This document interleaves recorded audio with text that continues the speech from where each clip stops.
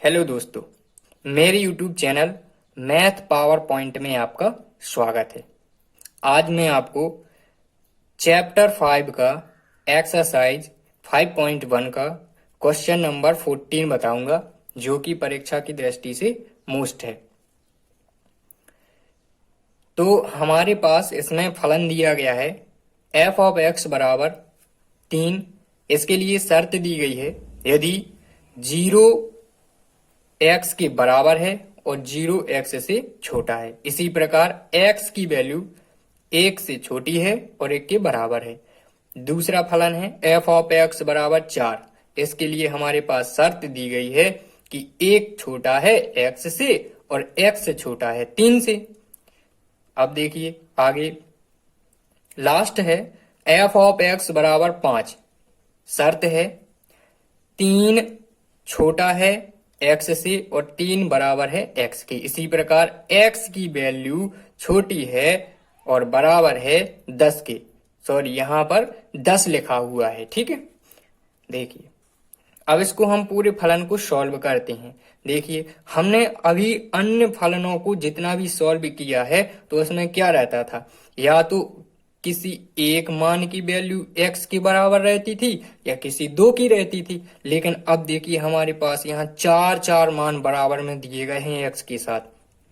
0 बराबर x और x बराबर 1, 3 बराबर x और x बराबर 10। इसका मतलब है कि हमें 4 जगह पर फलनों की जांच करनी पड़ेगी, लेकिन हम 0 पर और 10 पर फलन के सान्तत्य की जांच नहीं कर सकते हैं।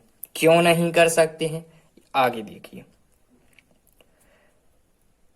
यहां पर x की वैल्यू छोटी है 10 से और x की वैल्यू बराबर भी है 10 के। इसका मतलब ये हुआ कि x का जो मान दिया गया है वो मान 10 से छोटा है और 10 के बराबर है। लेकिन इसमें एक चीज नहीं दी गई है कि x का जो मान है वो 10 से कैसा है, बड़ा भी है। ये हमारे पास नहीं दिया गया है। इसी प्रकार आगे देखिए, और 0 छोटा है x से और 0 बराबर है x के। अब इसमें भी देखिए, ऊपर भी देखिए, 0 का मान x से छोटा है और 0 का मान x के बराबर है। अन्य जगह पर 0 का मान दिया ही नहीं गया है। इसका मतलब है कि 0 का मान, यहां पर देखिए 0 का मान छोटा दिया गया है, बराबर दिया गया है। क्या नहीं दिया गया है, हमारे पास नहीं दिया गया है कि 0 का मान x से कैसा हो, बड़ा हो। अब इसी प्रकार 10 वाले में देखिए यहाँ पर कि x का जो मान दिया गया है वो 10 से छोटा भी है यहाँ और 10 के बराबर भी है। इसमें कहीं पर ये नहीं दिया गया है कि x का जो मान है वो 10 के कैसे है, बड़ा भी है। इसका मतलब है हमारे पास एक स्थिति दोनों की नहीं दी गई है, केवल दो स्थितियां दोनों की दी गई हैं। इसका मतलब ये होता है कि ना तो हम 10 पर फलन के सान्तत्य की जांच कर सकते हैं और ना ही 0 पर फलन के सान्तत्य की जांच कर सकते हैं। अब देखिए, अब हमारे पास बचे केवल 2 मान जो बराबर में हो सकते हैं। देखिए और कौन कौन था बराबर, 1 दिया गया है, तो यहाँ देखिए 1 x से बड़ा है और 1 x के बराबर भी है। अब यहाँ देखिए 1 x से छोटा भी है, मतलब तीनों स्थिति एक की दी गई है। इसका मतलब ये है कि 1 पर हम फलन के सान्तत्य की जांच कर सकते हैं। अब आगे देखिए 3 को देखिए, यहाँ पर 3x के बराबर में है और 3x से छोटा भी है, और यहाँ देखिए 3x से बड़ा भी है। यानी यहाँ पर 3 के लिए भी हमारे पास तीनों स्थितियां दी गई हैं, ठीक है।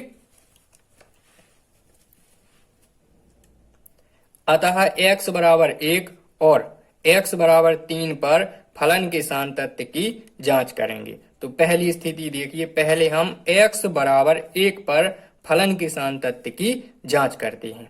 देखिए बाएं पक्ष की सीमा निकालते हैं। पहले अपन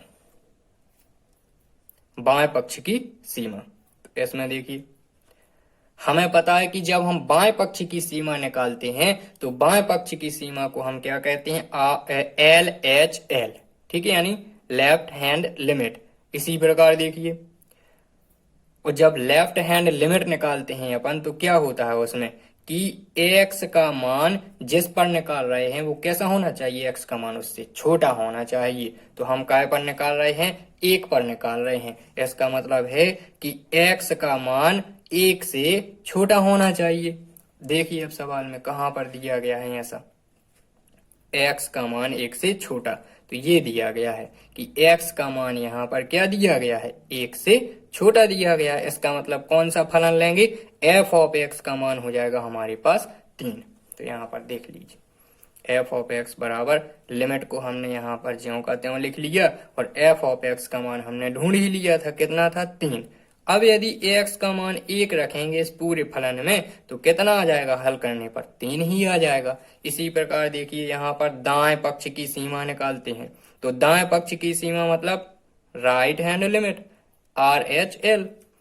अब इसमें क्या लेते हैं हम, जिस पर निकाल रहे हैं उस पर प्लस लगा देते हैं, तो limit x tends to 1 plus f of x बराबर limit x tends to 1 plus, अब देखिए यहाँ 4 आया ना, कैसे निकाला, यहाँ से निकाला अपन ने। यहाँ क्या होना चाहिए, प्लस लगा है तो x का मान 1 से बड़ा होना चाहिए। अब यहाँ दिया गया हमारे पास देखिए x का मान 1 से बड़ा, तो ये दिया गया है यहाँ x का मान 1 से कैसा है, बड़ा। इसका मतलब है कि f ऑफ x का मान ये वाला हो जाएगा, तो f ऑफ x बराबर हो जाएगा 4। तो हमने यहाँ पर लिख लिया limit x tends to 1 plus और f ऑफ x का मान हमने यहाँ कितना रख दिया, 4।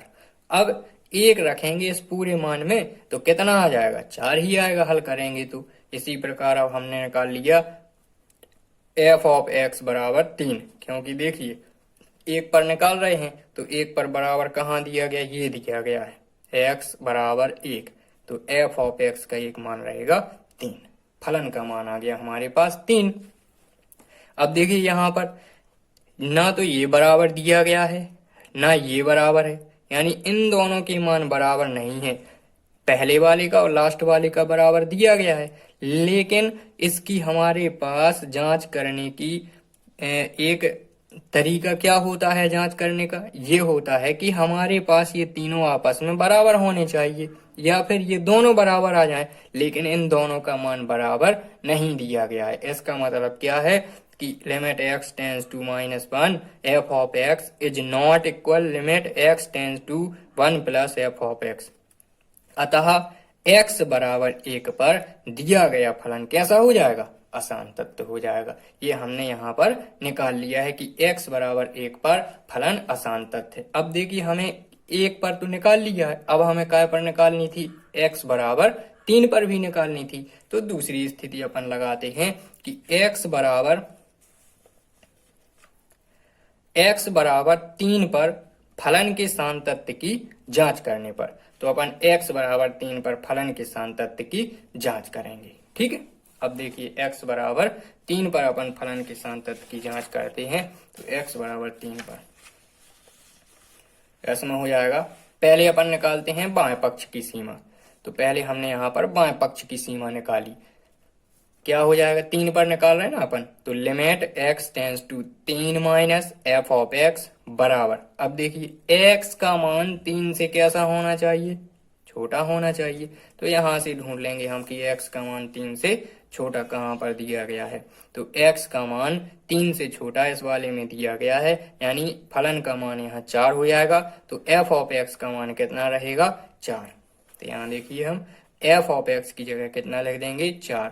अब यदि x का मान इस पूरे फलन में 3 रखते हैं तो क्या आएगा, क्योंकि x इसमें दिया ही नहीं गया है, इसलिए इसका मान ज्यों का त्यों आ जाएगा, कितना हो जाएगा, 4 हो जाएगा। अब देखिए हम निकालते हैं दाएं पक्ष की सीमा, तो इसमें हो जाएगा limit x tends to 3 plus f of x बराबर limit x tends to 3 plus कितना हो जाएगा, यहाँ 5। क्यों आ गया, क्योंकि x का मान अब हम क्या लेंगे, 3 से बड़ा लेंगे, तो x का मान 3 से बड़ा यहाँ पर आ जाएगा। देखिए x का मान 3 से बड़ा यहाँ दिया गया, इसका मतलब है f ऑफ x का मान कितना हो जाएगा, 5 हो जाएगा।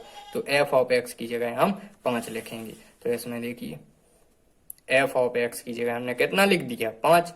तो बराबर में कितना आ जाएगा, 5 ही आ जाएगा, क्योंकि इसमें कहीं x दिया ही नहीं गया, तो 3 का मान हम इसमें कहीं भी नहीं रखेंगे, तो ज्यों कहते हैं 5 का 5 आ जाएगा यहाँ पर। और हमने f ऑफ x का मान निकाला, तो हमें पता है कि x बराबर 3 पर हम फलन की जांच कर रहे हैं, तो x बराबर 3 कहाँ दिया गया है, ये दिया गया हमारे पास x बराबर 3।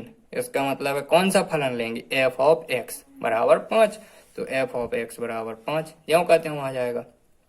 इसमें भी देखिए, अब इसमें दाएं पक्ष की सीमा आई है 5 और बाएं पक्ष की सीमा आई है 4।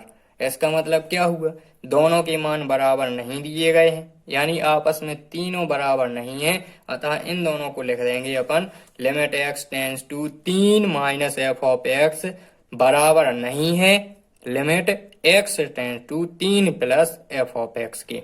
अतः x बराबर 3 पर भी फलन असांतत है।